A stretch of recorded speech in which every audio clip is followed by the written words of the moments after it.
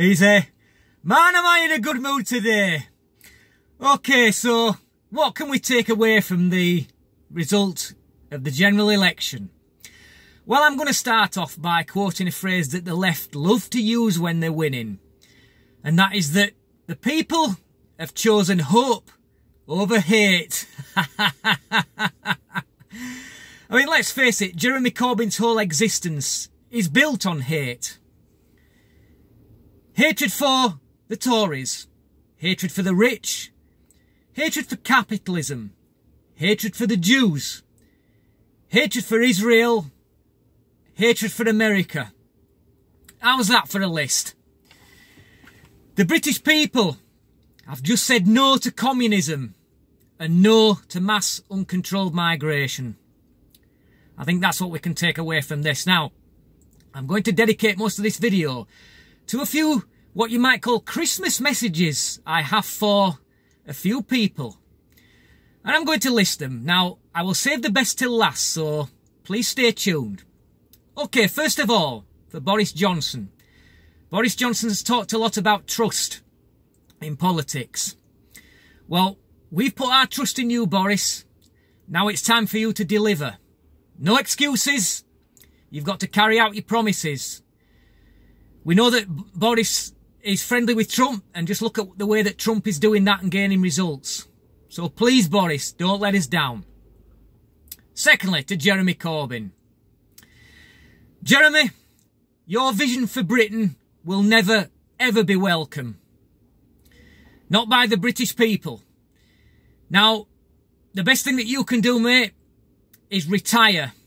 You washed up, nasty owl man.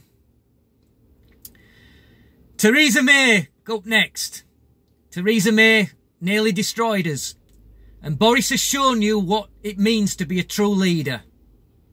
So thank you again, Boris. Nicola Sturgeon. I have to say, you've done quite well. I'm impressed, if I'm honest. But I'm afraid it's looking very much like there's going to be no second referendum for you anytime soon. So get over it! Moving on, now I'm going to group these people in as a collective. Joe Swinson, Dominic Grieve, Chuka Ramuna and Anna Soubry. Bye-bye!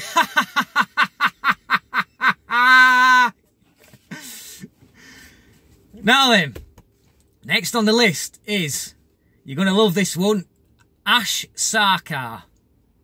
That is, for those of you who don't know, is a very irritating young woman who calls herself a communist, and she's appeared on Question Time a few times.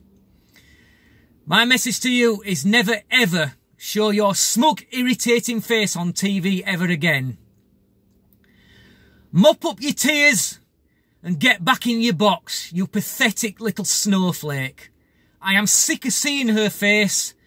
I am sick of seeing her attack nastily Conservatives, particularly that infamous video where she searched back in YouTube where Lauren Southern was talking to people on College Green, I believe it was. And Sarkar and a nasty group of communists came up to her and basically incited violence against her. So, up it. And last, but by no means least, we have Gina Miller. Okay, so Gina, the British people have told you again and again that they wanted to leave the European Union.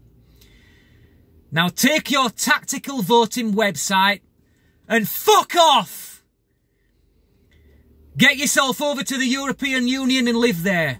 There are 27 other countries to choose from. Nobody wants to see you here anymore. You're not wanted, so leave. The best thing you can do is save face and leave. And with that, I'd like to thank everybody who decided to ditch Jeremy Corbyn, particularly in some of the Labour heartlands in the area where I live. Unfortunately, the seat I live in is still Labour, but they only just scraped through. I'm sorry to also say that Yvette Cooper has retained her seat, which again, just scraped through.